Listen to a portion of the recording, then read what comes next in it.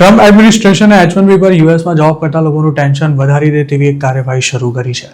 H1B પર કામ કરતા ફોરેન વર્કર્સમાં ઇન્ડિયન્સનું પ્રમાણ સૌથી વધારે છે. તેવામાં આ નિયમની અસર પણ ઇન્ડિયન્સ પર જ સૌથી વધારે થવાની છે.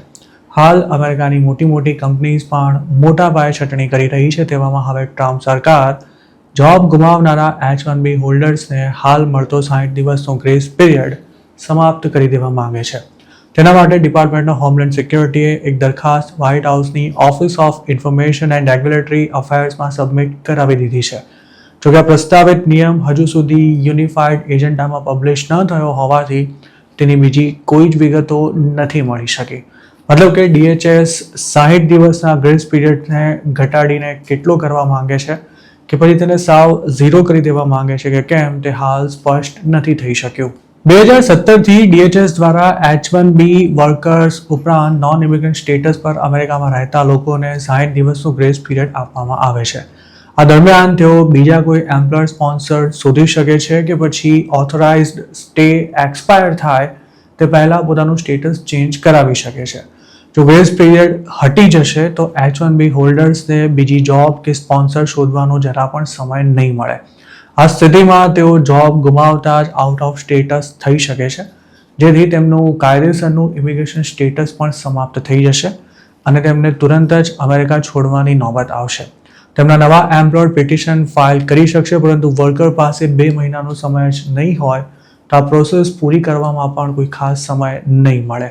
ચિંતાની વાત એ છે કે વર્ષોથી H1B પર રહેતા જે લોકો પોતાની જોબ ગુમાવી રહ્યા છે તેમાંના ઘણા ખરાને 60 દિવસમાં પણ જોબ નથી જ મળી રહી. તેવામાં તાત્કાલિક નોકરી મળી જવાની કોઈ જ શક્યતા નથી રહેતી.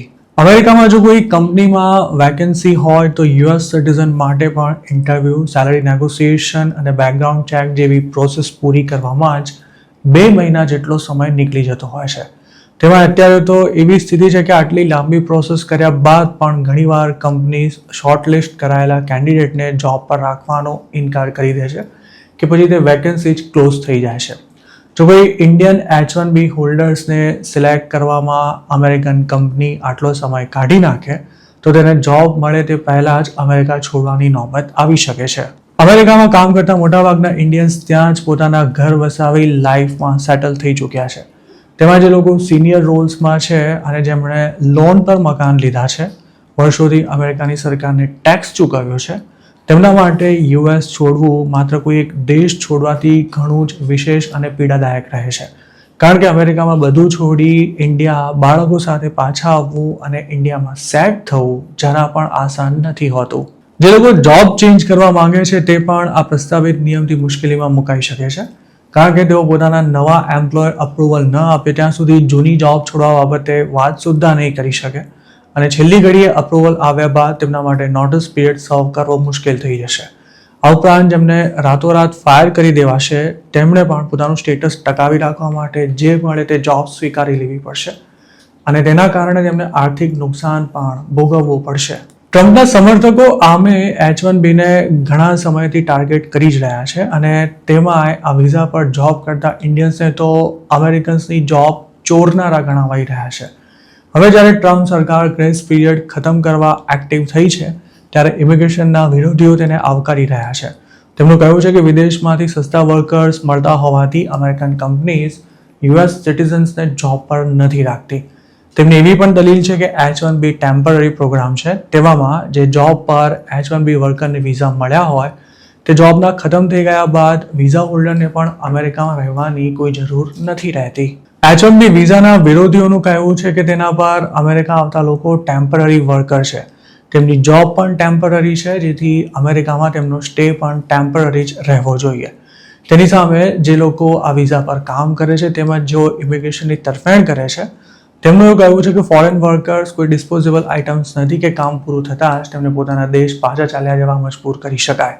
લીગલ ઇમિગ્રેશન પર નિયંત્રણો મૂકવાના ભાગરૂપે ટ્રમ્પ એડમિનિસ્ટ્રેશને તેના માટેની અલગ ફીઝમાં વધારો કર્યો છે. સ્ક્રુટિની પણ ખૂબ જ વધારી દેવામાં આવી છે અને વિઝા પોલિસીને પણ ખાસી ટાઈટ કરાઈ છે. આ ઉપરાંત H1B હોલ્ડર્સને કામ પર રાખતી કંપનીઓ પર પણ સરકારનું ભારે પ્રેશર હોવાથી હવે અમેરિકન એમ્પ્લોયર્સ ફોરેન વર્કર્સને કામ પર રાખવાનું ટાળી રહ્યા છે. અમેરિકામાં આમે જોબ્સ ઓછી થઈ રહી છે.